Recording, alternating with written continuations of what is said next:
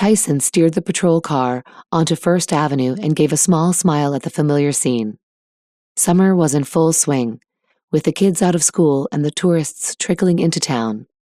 Even though it wasn't even noon, a line had already formed at the Coastal Creamery for ice cream. He cruised down the road, finding no signs of trouble stirring, but then really not expecting any. The sheriff's department in Wyattville was made up of himself and 5 other deputies.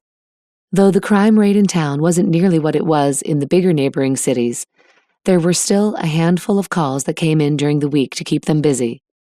Granted, most of them were small thefts or trespassing calls. Scratching the back of his head, Tyson rolled the car to a halt at a stop sign. It was a slow morning.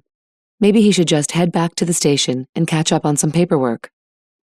His gaze slid to the left, up the hill toward the residential area of town.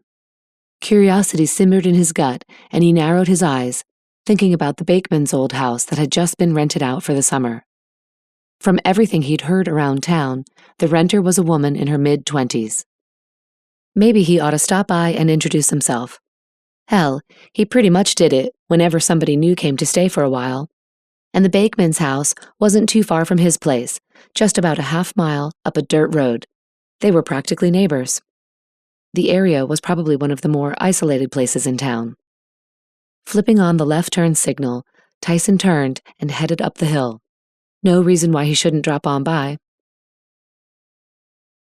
Ellie set the book she was reading down with a sigh and lifted her head to gaze out the window.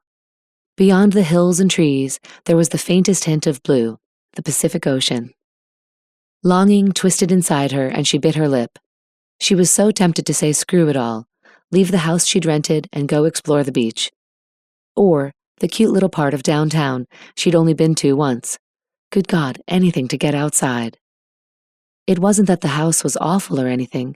It was wonderfully quaint and cozy. A small 2-bedroom cottage with a great kitchen and nice view. She knew the house inside and out, had explored every nook and cranny, knew every spot where the floorboards creaked, had discovered that the hot water had a tendency to scald. It was like she'd lived here for years, when, really, it had only been 5 days since she'd gotten off the Greyhound bus in the larger neighboring town and then taken an expensive taxi ride into Wyattville. 5 days since she'd emptied her bank account and fled Chicago. She'd paid cash for everything, having hidden her bank and credit cards before leaving. Fortunately, the couple who'd rented her the house had been more than happy to accept cash as her deposit and 2 months' worth of rent. Hearing the soft bubble of water from the kitchen, Ellie stood and headed for the kitchen to check on her eggs. Maybe she could go into town today and buy some more groceries, though she really didn't need any, since she'd bought a ton during her one and only trip to the store. The whole point of her being here was keeping a low profile. Not that there was a chance anyone would figure out who she was. How could they? The trial might have been hot news in Chicago, but she was in a small town in Oregon. As she peered into the pot of eggs, watching them spin over themselves in the water, her stomach growled. Soft-boiled eggs and toast had always been her favorite. She'd grown up on it.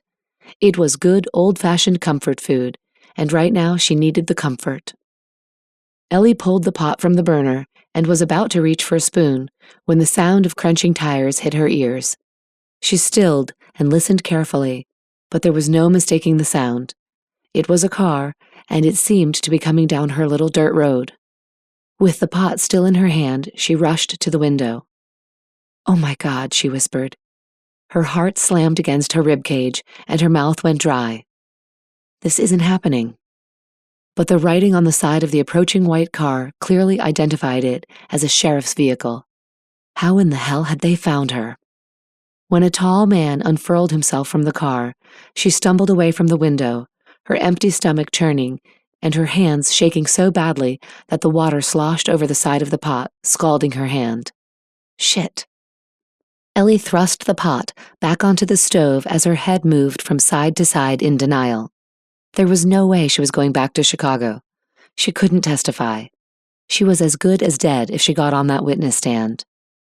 Terror stretched its cold hands through every inch of her body, and when a knock came at the front door, she completely lost it and fled out the back.